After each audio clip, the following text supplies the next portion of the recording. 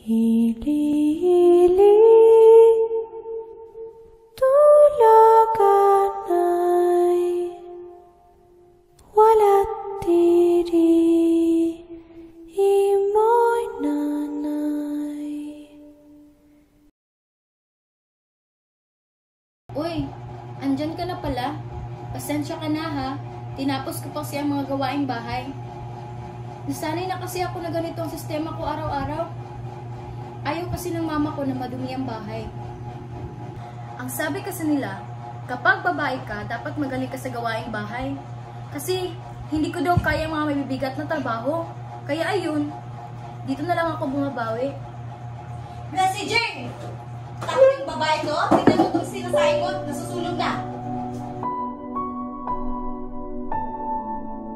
Di naman ako maarte sa kasuotan. Ang damit ko ay laging mahaba, may pataas man o may pababa. Ito ang lagi kong sinusuot kapag lalabas ako ng bahay.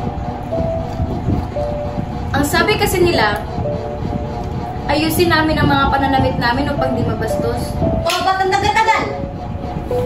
Pinangarap ko rin maging engineer tulad ng kapatid ko. Pero ang sabi nga nila, hindi raw bagay dahil nga babae ako. Kaya nasa bahay lang ako palagi. Yun lang daw kasi ang kaya ko. O, ano to? Ba't nakahilata ka ng buong araw?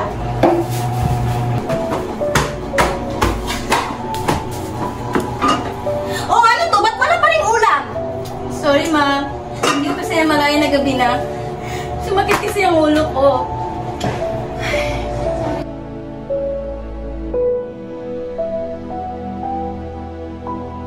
Ito? Wala to? Okay lang na masaktan ako ng mama ko. Ang sabi kasi nila, mahal at pinoprotektahan lang ako. Dahil siguro mahina ang tingin nila sa atin. Ikaw, naniniwala ka ba sa sinasabi nila?